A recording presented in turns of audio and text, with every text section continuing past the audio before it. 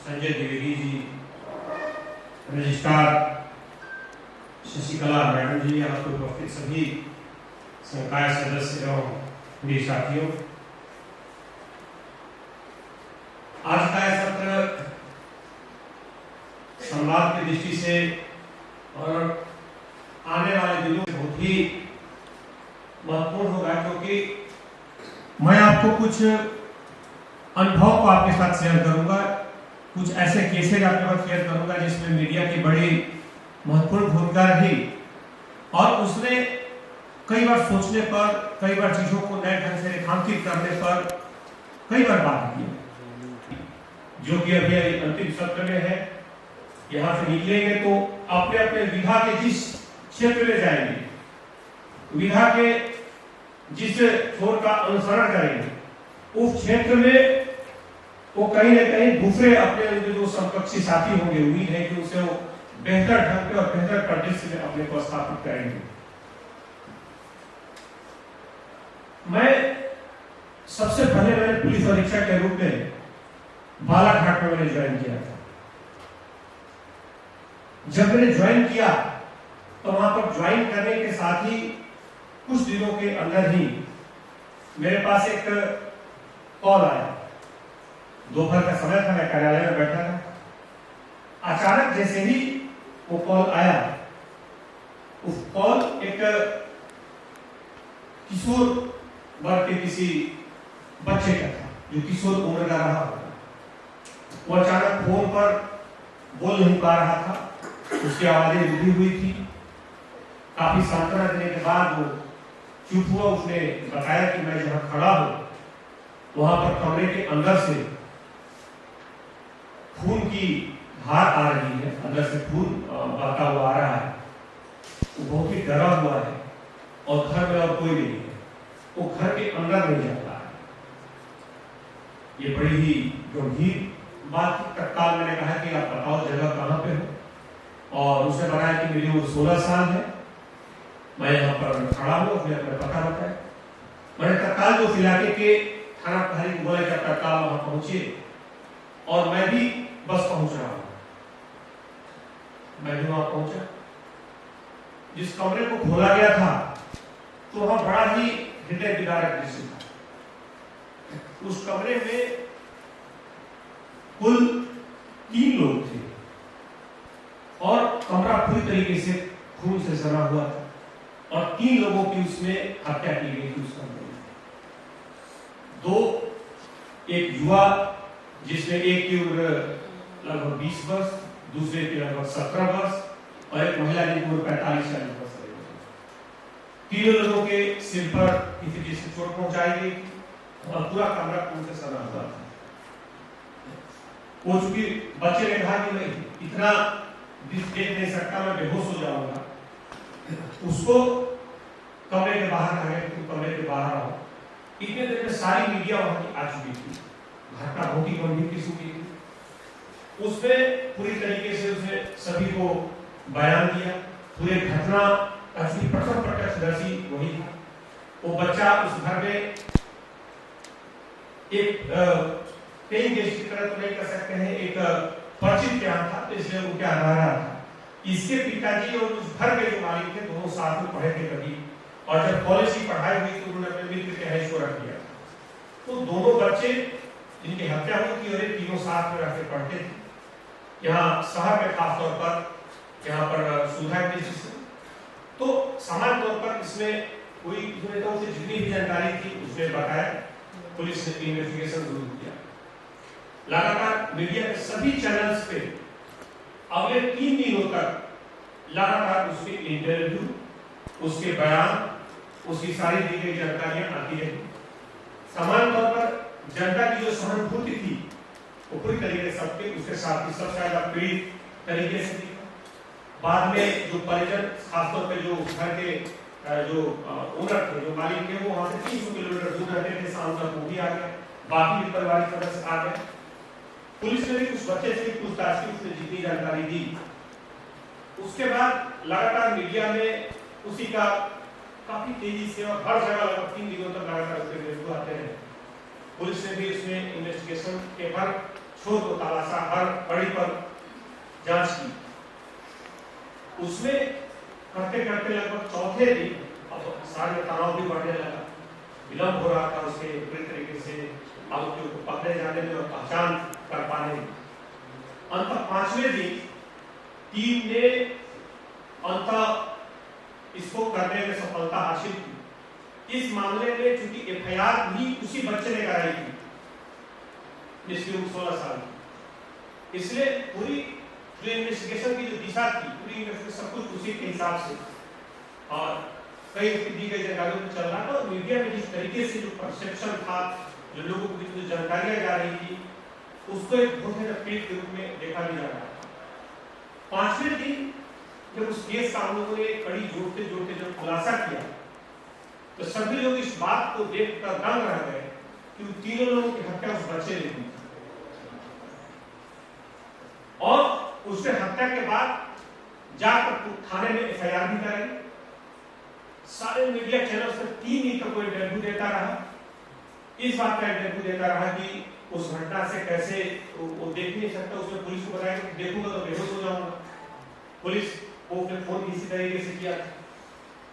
तो पहले ही बात जब रिजल्ट के कुछ दिनों के बाद इस घटना से सीखने को मिला कि घटनाएं बहुत सारे उसके कारण थे।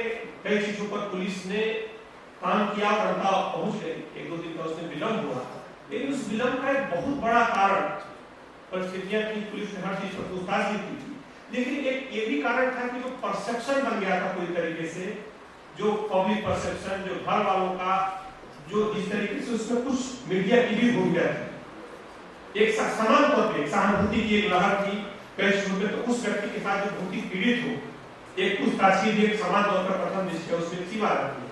आप जब कई स्तरों को पार करते जाते हैं तब तक वहां तक पहुंचते हैं।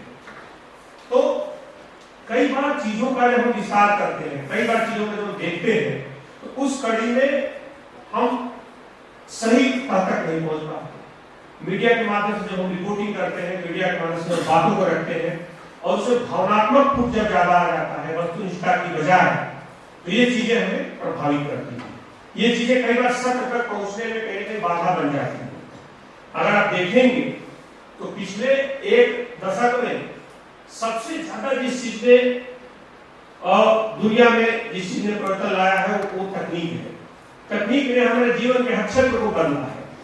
तकनीक ने हमारे आम जनजीवन, हमारे रोज की दिनमर्रा, हमारी इकोनॉमिक जो हमारी लाइफ स्टाइल है, जिस तरीके से हम पैसों का खर्च करते हैं, जिस तरह स्पेंड करते हैं, जिस तरीके से प्लास्टिक करेंसी आई है, इन सारे चीजों के से लेकर के हमारे क्राइम का जो पैटर्न है, हमारे तकनीक का हर जीवन में जो पढ़ने का जो तरीका है, ये सारी चीजें बदली है। और उसमें सबसे ज्यादा जिन 2 चीजों पे असर पड़ा है, वो एक तो अपराध का तरीका, अपराधों का तरीका बहुत तेजी से बदला है, और दूसरा सूचना का प्रवाह। और सूचना के प्रवाह की एक घटक जो मीडिया को मानते हैं, इसमें सूचना का सोशल मीडिया के जितने भी अलग अलग घटक हैं, सबकी इसमें अपनी एक महत्वपूर्ण भूमिका है, सबका इसमें अलग भूमिका है। तो इस कारण से यह बड़ा ही महत्वपूर्ण है कि हम उसका प्रवाह को विनियमित करें, संतुलित करें, संयमित करें और सही ढंग से होना चाहिए। कई बार हम जब इसको देखते हैं तो आजकल डीप फेक जैसी टेक्नोलॉजी आ गई है, और उसके बाद हम कई बार सही चीजों को सही और गलत अगर ज्यादा रीजनेबल तरीके से न सोचें तो हम गलत दिशा में प्रवाहित होने लगते हैं। इसलिए चीजों को सही ढंग से जांच कर, परख कर और सही दिशा में अगर हम आगे बढ़ते हैं, तभी हम सही निष्कर्ष पर पहुंच पाते हैं।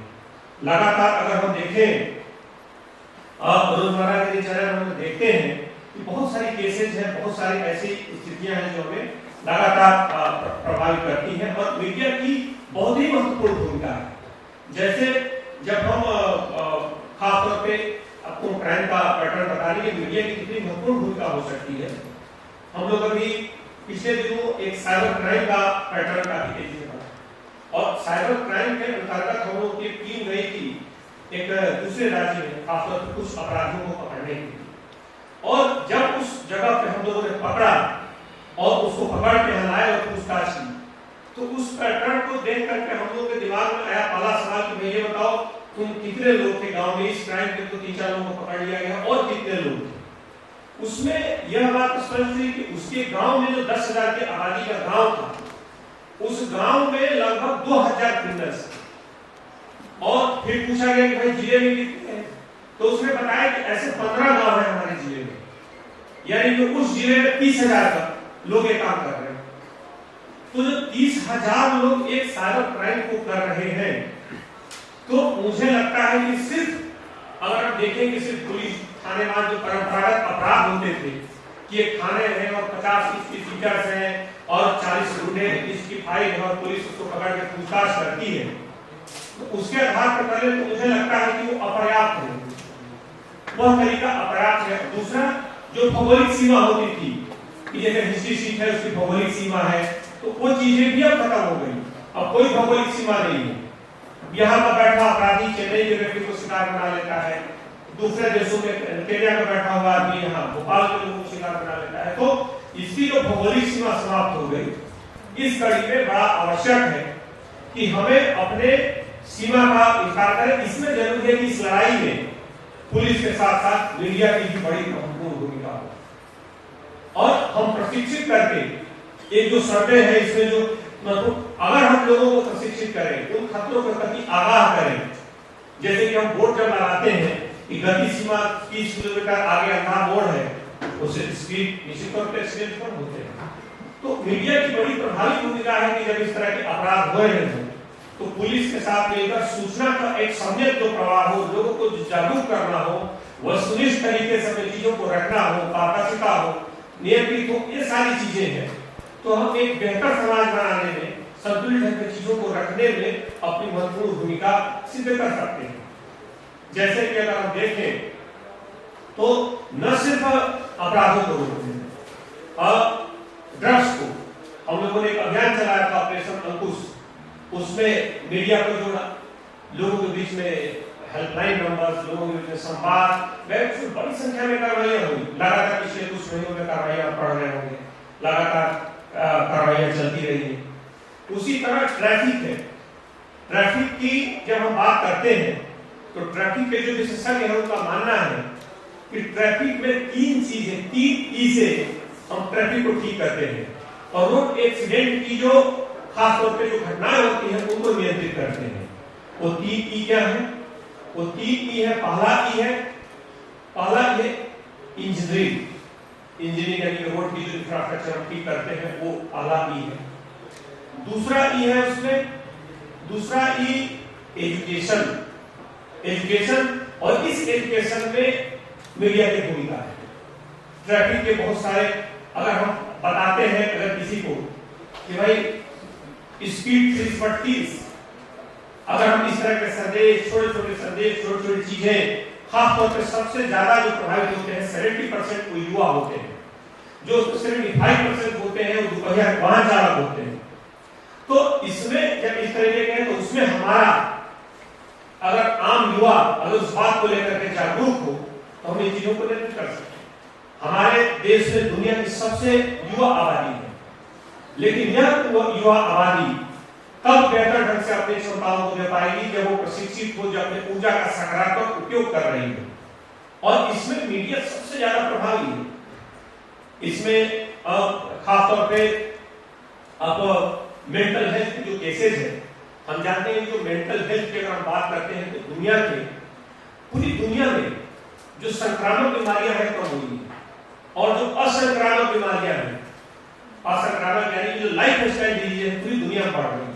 अगर कोरोना के दौर के जो खासतौर पे अपवाद के वक्त को छोड़ दें तो पूरी दुनिया में असंक्रामक लाइफ स्टाइल डिजीज बढ़ी है पिछले 10 सालों में। चाहे आप देखें तो हाइपरटेंशन हो, इंसोमेनिया हो, चाहे बीपी हो, चाहे डायबिटीज हो, बाकी जो भी बीमारियां हैं सारी लाइफ स्टाइल की।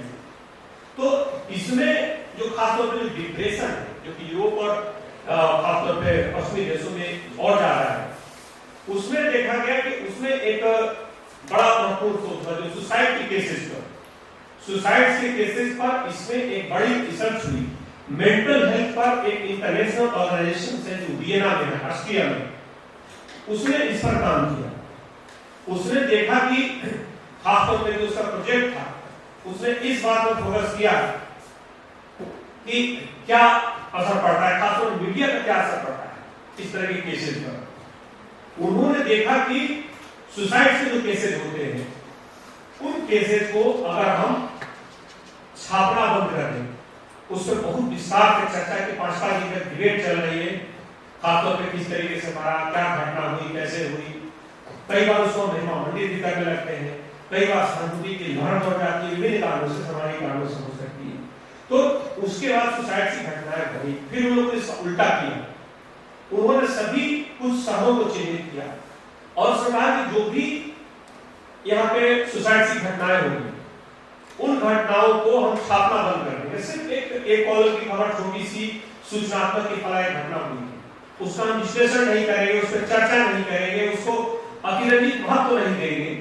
अगर इन चीजों को हम देखते हैं फिर उस पर चर्चा हुई कि हम कैसे करते हैं। जब उससे देखा गया कि ऐसे घटनाओं में 2 महीने के बाद जब इस तरह की एक सार्वजनिक सहमति से किया गया तो देखा कि उसमें 40% तक की कमी आ गई ऐसी घटनाओं में। यानी कि मीडिया में अगर किसी बिंदु पर चर्चा होती है, अगर मीडिया में इस बात पर चर्चा हो कि कैसे सुसाइड्स होते हैं, कैसे किस तरीके से होता है, कौन सा फैन यूज कर रहा है, किस तरीके से उसने किया, कौन बच गया, जब इसको चर्चा करते हैं तो लोग सबकॉन्शियस माइंड में भले ही उसे ना बचाना चाहते हैं, लेकिन बहुत ज्यादा चर्चा से ये चीजें बैठती हैं और समाज में भले ही सबकॉन्शियसली इस तरह की घटनाओं को बढ़ावा देती है। ये इसलिए महत्वपूर्ण है कि मीडिया का असर कितना है।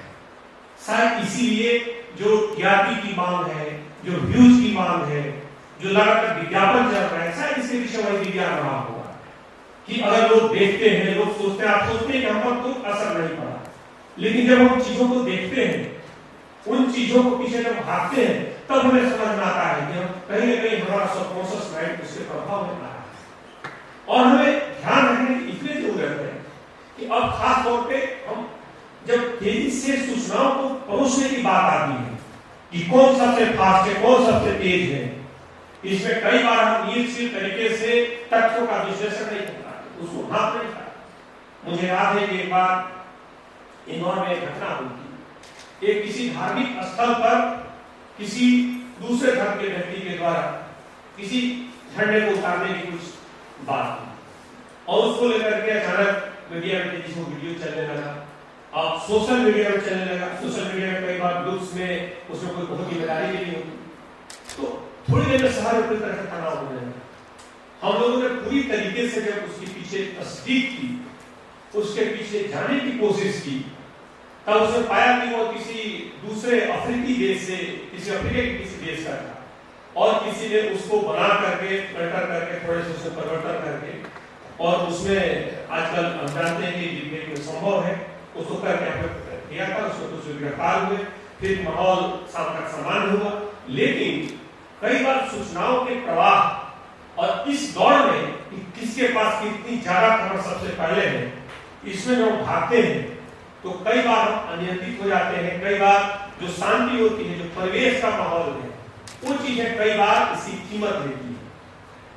सूचनाओं का प्रवाह हमें नहीं होता है। अच्छे लोकतांत्रिक व्यवस्था की निशानी है कि हम सूचनाओं का अविरल प्रवाह करें।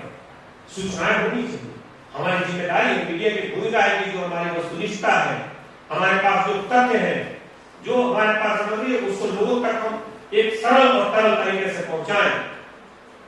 लेकिन जब हम जल्दी की दौड़ में कई बार जब हम चूक जाते हैं जो सही है उस चीज को आंक नहीं पाते या फिर किसी का हम टूल बन जाते हैं, गलत सूचनाओं के प्रवाह में उसका माध्यम बन जाते हैं, तब यह बात हमारे लिए चुनौतीपूर्ण हो जाती है। और ऐसी लगातार कई घटनाएं हुई है। व्यूज खासतौर पे मीडिया की छोड़ दें, युवाओं को हम घटना देखे में घटना में तस्वीर करूंगा, उसमें युवाओं के बीच में लाइक्स और फॉलोअर्स और किस तरह घटना कहां तक ले जाती है, मैं घटना आपको बताना चाह रहा हूं। एक दिन सुबह सुबह किसी न्यूज चैनल का 6 बजे मेरे पास फोन है और उसने कहा कि इंदौर की घटना बहुत लोगों को सबका पता भी होगा। उनका फोन आया कि शहर में कल एक बहुत ही गंभीर घटना हो गई है, किसी बच्ची के साथ तो हादसा हुआ है, पुलिस ने रिपोर्ट दर्ज नहीं की है और और मैंने कहा कि मुझे जानकारी नहीं है, बताया। बोले कि ज्यादा जानकारी तो नहीं है, एक वीडियो में अभी भेजता हूँ और उस वीडियो को आप एक बार देख लें और तस्दीक करें। वीडियो जो मैं सोशल मीडिया में चल रहा था उसमें था कि कुछ चोट के निशान थे शरीर में, पैरों के निशान थे चोट के। उसमें इस बात का जिक्र था कि मुझे इस तरीके से चोट लगी है, इतनी तरीके से मैं पीड़ित हूँ, कुछ उसमें और तरीके से मेंटली और फिजिकली व्यूज की बातें की गई थी। और फिर कहा कि मैं शहर छोड़ के चली जाऊंगी क्योंकि ये शहर हमारे रहने लायक नहीं है। तो इस तरह की बातों के बीच में ये देख सकते हैं वहाँ के को किसी मॉडलिंग कॉलेज में वहाँ पे छात्रा रहे, उसके बाद पूरे मामले में बड़ा ही तेजी से रफ्तार लेनी शुरू की। एक घंटे के अंदर सारे नेशनल चैनल्स के, आज तक एबीपी जितने भी चैनल्स हैं उसकी हेडलाइन के ऊपर कि फार्मर प्रोटेस्ट होने का ऐलान किया, प्रभावित होगी, महिलाओं की सुरक्षा खतरे में। अगले 2 घंटे के अंदर 2-3 राज्यों के मुख्यमंत्रियों ने उस पर टिप्पणी की थी। उसके थोड़ी देर बाद लगभग 4 से 5 जो एक्स मिनिस्टर, चीफ मिनिस्टर से अलग अलग राज्यों को उन्होंने टिप्पणी की। उसके थोड़ी देर बाद उसमें कई देश के अलग अलग पक्षों में जो शीर्षस्थ लोगों ने टिप्पणी की। थोड़ी बार शशि थरूर जी से लेकर उनके संपर्क जितने लोग हैं नेशनल लेवल के, उस ट्वीट पर लगातार उसमें लगभग 5000 ट्वीट और कमेंट्स आ गए लगभग 3-4 घंटे में। हम तो लगातार पुलिस परेशान थी कि आखिर उसकी तह तक कैसे पहुंची, किसकी शिकायत होगी। हम लोगों ने एक थाने को तस्दीक कर लिया, एक जगह ढूंढ लिया, न तो कोई सूचना थी न कोई रिपोर्ट थी। अंत में ढूंढते ढूंढते जब कुछ नहीं मिला तो हम लोगों ने मीडिया से पूछना शुरू किया कि भाई बताइए फरियादी है कहाँ। बोले फरियादी का हमें पता नहीं। अंत में न्यूज चैनल में, लेकिन न्यूज चैनल्स में कुछ जगहों पे लाइव इंटरव्यू के लिए कुछ लोगों ने, हम लोगों ने भी ट्विटर पे मैसेज किया पुलिस ने कि इस नंबर पर संपर्क करें, आपकी कोई समस्या हो वापस फोन करें। कोई जवाब नहीं आया। मीडिया से कुछ लोगों ने इंटरव्यू के लिए उसमें जब मैसेज किया तो उनको रिस्पॉन्ड हुआ, फिर इंटरव्यू की लाइव चैनल में पुलिस ने उसी चैनल से कोशिश किया कि भाई वो आए, उनके फरियाद होगी और कार्रवाई होगी। अभी तक तो उन्होंने कोई जानकारी किसी को दी ही नहीं है, या उन्होंने कहीं दी हो तो पूछेंगे नहीं किसको दी है जानकारी। तब लगभग 5-6 घंटे के बाद ये पुष्टि हुई कि हाँ उन्होंने अभी तक फरियाद के लिए नहीं दिया है। उन्होंने अपने कमरे से ही ट्वीट किया था, उसके बाद अभी थाने हम जाएंगे। लगभग 6-7 घंटे के बाद ठीक है, हमने बुलाया कि आप कार्यालय है, उसको तत्काल एफआईआर कराएंगे। पुलिस ने तस्दीक किया, उस घटना ने किया। अंत शाम तक उसमें एफआईआर कर पुलिस ने जगह जगह जितने भी संभावित जगह हो सकते हैं उस घटना पे काम करना शुरू किया। अगले दिन सारे जो राष्ट्रीय समाचार पत्र हैं, जो बैनर हेडलाइन है, सभी अखबारों की लगभग बैनर हेडलाइन हो गया कि महिलाएं असुरक्षित, महिला के साथ इस तरह की घटना हुई। और एक बहुत ही बड़ी उसमें घटना थी। पुलिस लगातार रात भर में लगे रहे, कोशिश करते रहे। अंत में उन्होंने एक चीज बताई थी कि इस जगह पर एक घटना होती है, जगह का बहुत जिक्र किया था, उसके अलावा एफआईआर में कुछ भी नहीं था। अंत में उन लोगों ने उस व्यक्ति को जो बताया उसने चिन्हित किया कि शायद ये जगह है, उनकी एक लोकेशन मिली, उसके आधार पे चिन्हित किया।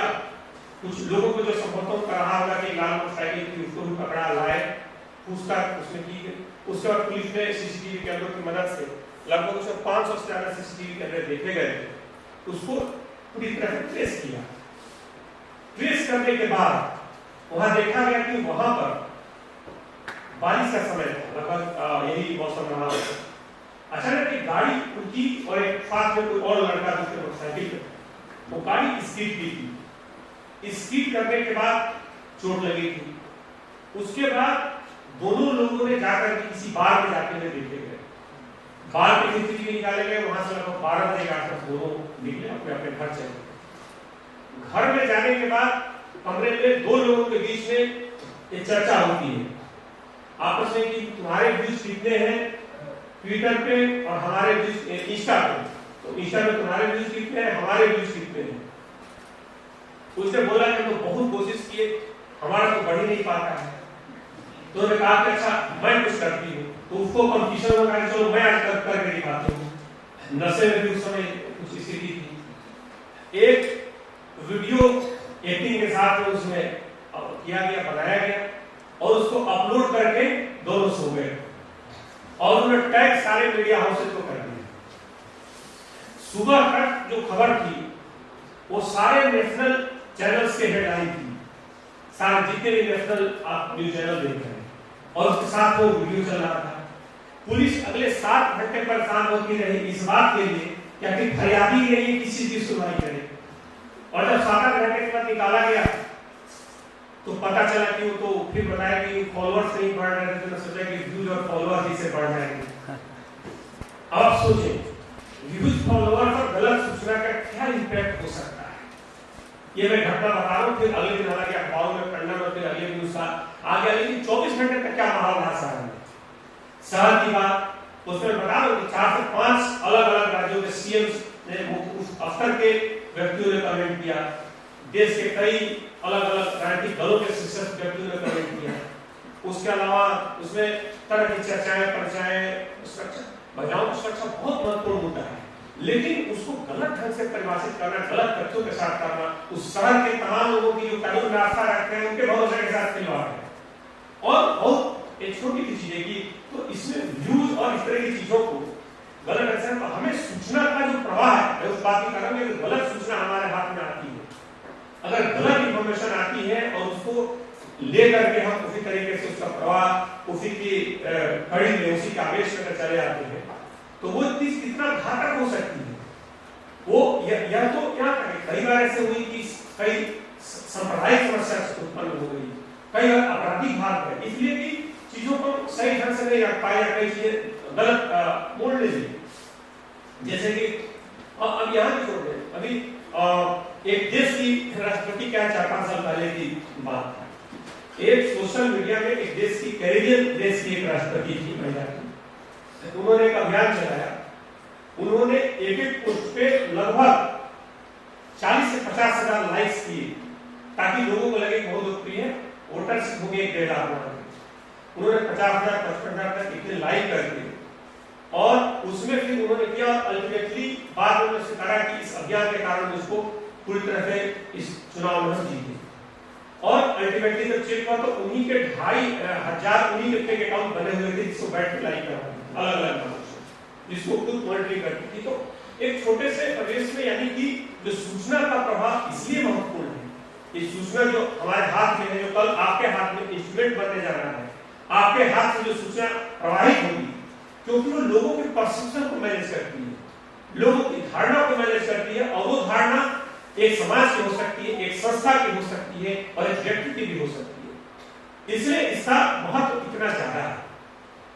ये हमें इन चीजों को ध्यान में रख करके, इसलिए भी हमारे हाथ से इस तरह की जब जानकारी या चीजें हमें बिल्कुल ध्यान रखना चाहिए। और अगर हम देखें साथ कई बार इसका जब हम प्रवाह अनियंत्रित ढंग से करते हैं, जैसे कि सुशांत सिंह का केस था, सुशांत सिंह का जब केस था तो एक मीडिया ट्रायल की तरह लगातार आपने देखा होगा कि चल रहा है, लगातार उस मीडिया ट्रायल में लंबे समय तक हर व्यक्ति जो उस दायरे में आ गया, हर व्यक्ति जो उसकी पूछताछ में आ गया, इवन जो डायरिया है, जैसे किसी के निजी जानकारी हम नहीं कर सकते, डायरी के लिए लाइन पर चर्चा होने लगी, जो भी व्यक्ति उस दायरे में आ गया उस पर चर्चा होने लगी। तो हमें लगता है बाद में उसमें सुप्रीम बॉम्बे हाई कोर्ट की जो टिप्पणी थी वो मुझे याद होगी कि हमारी जो मीडिया रिपोर्टिंग होनी चाहिए, वो मीडिया रिपोर्टिंग पब्लिक इंटरेस्ट में होनी चाहिए, उस बात पर नहीं होनी चाहिए कि पब्लिक इस बात में इंटरेस्टेड है, पब्लिक इंटरेस्ट को ध्यान में रखते हुए होना चाहिए। और हम कई बार टीआरपी के या कई बार सनसनी के, कई बार सूचना को कठिन रहने के चक्कर में जब करते हैं तो ये चीजें अनियंत्रित कई बार हो जाती है। जैसे कि शशि थरूर वर्सेस अर्णव गोस्वामी केस 1917, उस केस में पहले ही इस बात पर डिटेल चर्चा होने लगी कि मर्डर से, और इस पर काफी ट्रायल भी चला। बाद में कोर्ट ने उसकी टिप्पणी की कि ये अबेटमेंट टू सुसाइड था, मर्डर से नहीं था, सुरंगा पुष्कर। उसमें कोर्ट ने बॉम्बे हाई कोर्ट ने टिप्पणी की थी कि उसमें जो कई दिनों तक जो ट्रायल चलता रहा वो गलत दिशा में ट्रायल चला, वो केस जो था वो अबेटमेंट टू सुसाइड का था, लेकिन मर्डर का था, जो कि बाद में कोर्ट के उसमें भी आया, कोर्ट के जो डिसीजन और बाकी उस ऑब्जर्वेशन में भी आया। उसी तरीके की घटनाओं को अगर हम देखें तो उस तरह की घटना बॉम्बे में, मुंबई में जो ब्लास्ट हुआ था, उस ब्लास्ट में अगर आप देखेंगे, लोगों से बात करेंगे या कभी इंटरव्यू देखेंगे, जुड़े हुए लोग जो उस पूरे ऑपरेशन से जुड़े थे, जो कुछ एनएसजी के कमांडो थे या हमारे जो दूसरे अलग अलग फोर्सेज के जो कमांडो थे, उनको एक इस चीज पे बड़ी समस्या है। जब उससे बाद में उस चर्चा की गई थी कि खासतौर पे जो रिपोर्टिंग हो रही थी, जो लाइव जिस तरीके से इस कमरे से निकल रहे हैं, यहाँ पर जा रहे हैं, इस तरीके से अब फोर्स पीछे से आ रही है, उस रिपोर्टिंग से कारण कई बार हालांकि हो सकती है प्रतिस्पर्धा की समस्या है कि जब 4 लोग हैं, 3 लोग उस चीज को दिखा रहे हैं, चौथे के लिए उस बात के लिए संलिप्त रह पाना बहुत मुश्किल होता है। लेकिन मेरा मानना है कि जब सुरक्षा इस बात का ध्यान रखना चाहिए, क्योंकि किसी भी राष्ट्र से कानून व्यवस्था से हमें किसी के प्रति आग्रह रखकर रिपोर्टिंग नहीं करनी है, किसी के पक्ष या विपक्ष में। लेकिन हम जिस समाज में रहते हैं उसकी सुरक्षा, हम समाज में अगर कोई गलत खबर फैल रही है, समाज में अच्छे लोग भी होते हैं और बुरे लोग भी होते हैं, समाज में उसी के घटना के भी 2 पक्ष होते हैं, अच्छा पक्ष होता है और बुरा पक्ष होता है। हम उस किस पक्ष को प्रोजेक्ट करना चाहते हैं, उसको वो हमारी एक बड़ी महत्वपूर्ण भूमिका होती है और वो चीज हमें मजबूत करती है और पत्रकारिता को ज्यादा शुष्कापूर्ण बनाती है। जैसे कि एक पत्रकारिता में हालांकि माना जाता है कि पूरी तरीके से राग से मुक्त होकर करना है, लेकिन उसकी रिपोर्टिंग में अगर इन मुद्दों की बात हो, जैसे कि कानून व्यवस्था की बात हो, अगर कोई तथ्य देने से कई बार उसमें कुछ लोग अच्छा भी काम कर रहे होते हैं, अगर कोई कानून व्यवस्था बिगड़ती है, कोई सांप्रदायिक चुनौती आती है, तो उससे मुझे लगता है कि उन चीजों को हमें रेखांकित करना ज्यादा श्रेयस्कर, ज्यादा बेहतर होता है। हमारा इसमें पुलिस ने भी जब इस तरह की रिपोर्टिंग होती है तो उसमें अपने लिए कई उसमें सुरक्षा कई गाइडलाइंस भी खुद के लिए तय किए। जैसे अगर कोई रिपोर्टिंग करता है, वो रिपोर्टिंग पूरी तरीके से एक व्यवसायिक दृष्टिकोण से है, तो उसमें एक सुरक्षा भी दी गई, कानून की जो सुरक्षा, जो अभिव्यक्ति की जो स्वतंत्रता है, बाकी जो हमारे आर्टिकल 21 है, जो बाकी तो है ही।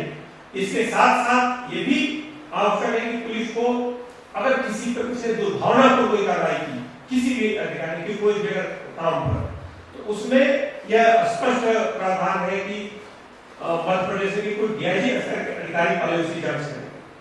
अगर किसी पर कोई दुर्भावना को कोई बात होती है, कोई किसी तरह की बात, इसलिए आवश्यक है कि हम अपने पक्ष को, हम अपने तथ्यों को निष्पक्ष बनकर रखें और पुलिस, खासतौर पर पुलिस और मीडिया की जब इंटरेक्शन की बात आती है तो पुलिस हमेशा आपके एक सहयोगी है, आपकी साथी है, क्योंकि जिस तरह की परिस्थितियों में मीडिया काम करती है दिन रात और लगातार चुनौतीपूर्ण स्थितियों में, उसी तरह पुलिस भी लगातार उन्हीं परिस्थितियों में और तरह की चुनौतियों के बीच में काम करती है। इसलिए आप एक लगातार आने वाले समय में जब अपने एक कर्म भूमि में जाएंगे, कर्म क्षेत्र में जाएंगे, तो पुलिस को हमेशा एक अपने साथी के रूप में, अपने एक सहायक के रूप में, अपने एक संग्राम का सहयोगी के रूप में देखिए। और पुलिस भी लगभग इसी रूप में मीडिया को देखती है। मीडिया से हम लगातार इंटरेक्ट करते हैं, प्रतिदिन हम लोग जब जाते हैं, तमाम जो घटनाएं होती है, अभी मैं आ रहा हूँ, एक आगे की घटना पहले प्रेस कॉन्फ्रेंस करके आ रहा हूँ कुछ किसी घटना के संदर्भ में, तो जनता के बीच प्रवाहित घटनाओं को ले जाने का, सही मुद्दों को रखने का, सही कानून व्यवस्था के लिए बड़ी आवश्यक है कि हम इन बातों को रखें। लेकिन साथ साथ ये चीज भी उतनी ही महत्वपूर्ण है कि आप भी बड़े सरलता से, और मेरा दावा है कि जब भी आप वस्तुनिष्ठता के साथ चीजों को रखेंगे, तार्किकता के साथ रखेंगे, बिना राग द्वेष के रखेंगे, तो आप हो सकता है थोड़ी देर के लिए कभी आपको थोड़ा संघर्षपूर्ण लगे, कभी चुनौतीपूर्ण लगे, लेकिन अगर आपको आगे बढ़ना है, मेरा मानना है, अगर आप शिखर पर पहुंचने के साथ एक आत्मसंतुष्टि भी हो, कुछ जगह अगर पहुंचना चाह रहे, तो मुझे लगता है कि ये एक बेहतर दृष्टिकोण है, बेहतर रास्ता है। और चीजों को हम आलोचक दृष्टि से तो देखें, एक आलोचनात्मक दृष्टि से व्यवस्था को देखें, लेकिन साथ साथ हमारा एक सकारात्मक हो तो कैसे उसको बेहतर करें, उन चीजों को लेकर के हमारा दृष्टिकोण होना चाहिए। एक पुलिस में मुझे लगातार कई जिलों में काम करने का मौका मिला है और हर जगह मैंने मीडिया को अपने कार्य से लगातार बहुत सहयोगी कानून व्यवस्था को खासतौर पे ठीक करने में, कई बार जरूरत पड़ी उन चीजों को व्यवस्थित करने में, कई बार कोई कानून व्यवस्था की स्थिति जब पैदा हुई, कई बार कोई सांप्रदायिक चुनौती आई, कई बार कोई अपराध ऐसा हुआ, उन चीजों में बहुत ज्यादा मैंने अपने व्यक्तिगत अनुभव से बहुत ज्यादा सहयोगी पाया है। और अगर आप देखें तो कई ऐसे मुद्दे हुए हैं जो मीडिया ने अपने सकारात्मक रिपोर्टिंग से या अपनी अवेयरनेस से उनको राष्ट्रीय पटल पर लाया है। जैसे कि आप देखेंगे जेसिका लाल कांड को लाने में, चाहे पहलगा जैसे जो ऑपरेशन हुए, चाहे जैसे मीडिया की घटनाएं जो हृदय विदारक घटनाएं थी, उसमें इस बात को नए सिरे से चर्चा छेड़ने में, नए कानून बनवाने में, कानून को और सख्त करने में, उसमें मीडिया की महत्वपूर्ण भूमिका है। तो जब हम सही मुद्दों को सही तरीके से उठा करके वस्तुनिष्ठ तरीके से जब रखते हैं, पारदर्शी तरीके से रखते हैं, तो उसमें हम एक बेहतर समाज बनाने में, एक मजबूत समाज बनाने में अपनी एक महत्वपूर्ण भूमिका निभा रहे होते हैं। आप लोगों ने मुझे बुलाया और खासतौर पे इस बिंदु पर अपने बात रखने का मौका दिया, इसके लिए बहुत बहुत धन्यवाद। कुलगुरु विजय मनोहर तिवारी जी और पूरी टीम को धन्यवाद देता हूँ। बाकी आप लोगों का कोई सवाल होगा पूछिए। एक बच्चे ने प्रश्न भेजा है कि प्रतीक चांडा क्या है। प्रतीक चांडा बीएमसी के उन्होंने पूछा, कई बार देखने को मिलता है पुलिस सोशल मीडिया के माध्यम से अपराधियों पर नजर रखती है, तो कृपया यह बताइए कि आखिर कैसे इन पर नजर रखकर कार्रवाई की जाती है एवं कई केसों में मुखबिरों के माध्यम से भी जानकारी मिलती है, तो इन्हें कैसे अपॉइंट किया जाता है क्या?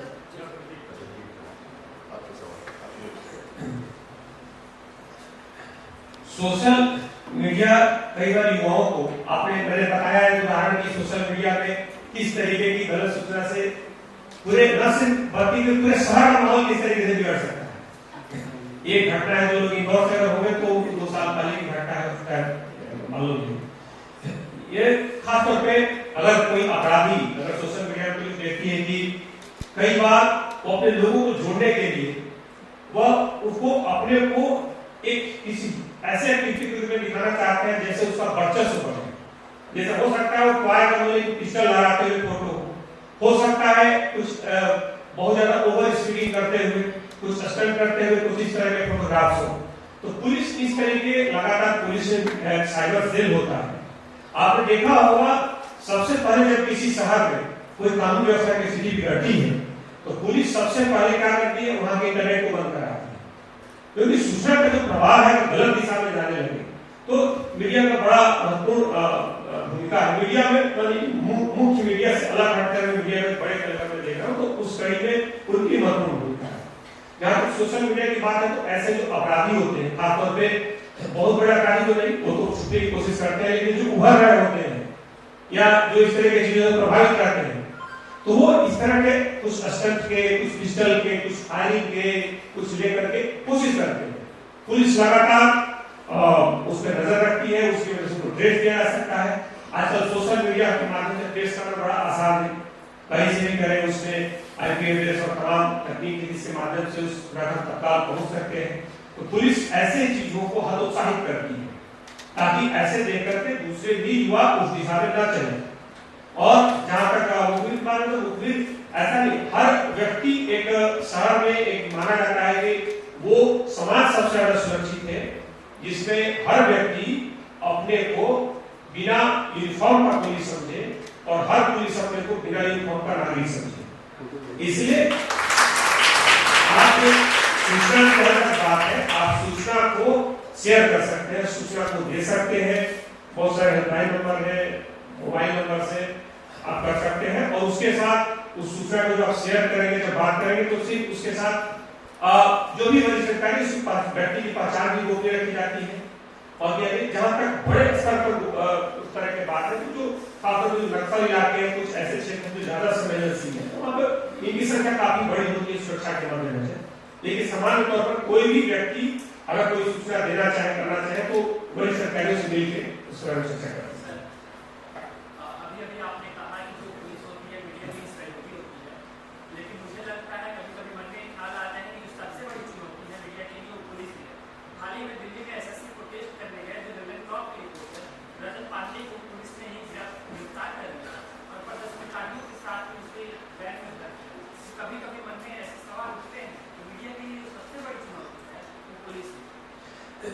हमेशा से पुलिस जो है, देखिए सबसे पहला चीज कि मीडिया उसी समाज में काम कर सकती है जो अच्छी कानून व्यवस्था हो, जहां पर एक सुरक्षित माहौल में आप रहते हो, वहां अपने ठीक होकर बोल सकते हैं।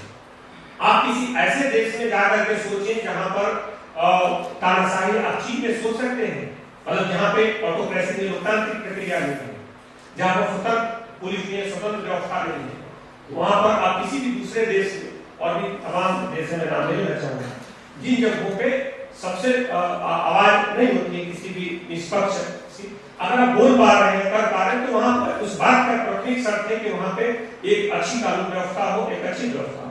आप इंडिविजुअल किसी केस के बारे में बात कर रहे हैं तो उसमें हो सकता है वहां की वर्तमान परिस्थितियों उस केस के बारे में आइडिया नहीं है, लेकिन हो सकता है कि वहां पर उस केस के कारण या कोई कानून व्यवस्था की स्थिति या किसी चीज के कारण कोई तत्कालिक तौर पर कोई परिस्थिति पैदा हुई हो, लेकिन ऐसे में तत्कालिक तौर पर होती भी है तो वहां से हटा कर ताकि व्यवस्था और न बिगड़े, और उसके बाद तत्काल उसमें पुलिस संरक्षणात्मक कार्रवाई करती है, उसमें छोड़ दिया जाता है समानता केसों में, उसके नहीं। लेकिन पुलिस सामान्य तौर पर एक जहां एकदम ही कोई ऐसी क्षेत्र हो जो असुरक्षित हो, वहां भी कुछ लोग रिपोर्टिंग करते हैं, उसमें नहीं करते। सामान्य तौर पर जो आपकी भीता से, जो बेहतर ढंग से, जो सुरक्षित ढंग से आप सामान्य अगर रिपोर्टिंग करते हैं तो उसमें पुलिस की, सेना की एक बड़ी महत्वपूर्ण भूमिका होती है कि आपको इस तरीके का माहौल बना।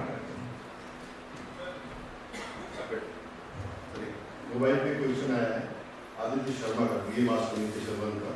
वे कह रहे सर मेरा क्वेश्चन ये है कि अभी है क्या आदित्य, अभी तो आपका अभी हाथ में भोपाल रेलवे स्टेशन के पास ड्रग सप्लाई करते हुए युगांडा की लड़की पकड़ी गई है, इस विषय पर आपका क्या कहना है? और अभी एक राजनेता ने बयान दिया है कि मध्य प्रदेश की लड़कियां सबसे ज्यादा नशा करती हैं, इस पर आपका क्या कहना है? अभी पुलिस जो है ऑर्गेनाइज्ड क्राइम को लेकर के बहुत सख्ती से कार्रवाई लगातार कर रहे हैं, और ऑर्गेनाइज्ड क्राइम पर नशा भी है, उसमें बाकी भी चीजें हैं, और ये कार्रवाई इसलिए जरूरी है कि समाज में अगर कार्रवाई आप नहीं करते हैं और कोई भी घटना नहीं होगी, इसका मतलब ये नहीं कि बिल्कुल शांति होगी। जैसे कालीन है, कालीन के अगर हो सकता है कालीन बहुत अगर साफ सुथरा बिछा है बहुत अच्छा लगेगा, लेकिन अगर हमें इस बात पर जरा सा भी भाग हो तो उसके नीचे अगर कूड़ा है या मिट्टी है, कचरा है, तो बेहतर होगा कि उसको हटा कर साफ करें, बजाय कि हम आंख बंद करके उसको ऐसे ही रहने दें। तो अगर किसी भी तरीके की अगर कोई घटना नहीं होने का मतलब नहीं है कि कुछ नहीं है जिन शहरों में, अगर सूचना मिलती है तो जीरो टॉलरेंस पर काम करना पुलिस का दायित्व है, कर भी रही है। जहां तक वो कर रहे हैं उसमें हम लोग अलग अलग हम लोगों ने टीम ने दिल्ली से भी पकड़ा था कुछ आरोपियों को, जो नाइजीरिया के थे, यहाँ पे भी आरोपियों को पकड़ा है, और उसमें कड़ी होती है अपराधों को इन्वेस्टिगेट करना, तक पहुंचना एक लगातार सतत प्रक्रिया का हिस्सा है, जिसमें एक कड़ी से दूसरी कड़ी तक हम पहुंचते हैं और कार्रवाई करते हैं। जहां तक आपने दूसरे मुद्दे पे कहा, उसमें ऐसा कोई आंकड़ा नहीं है कि मध्य प्रदेश में ऐसा बिल्कुल नहीं है।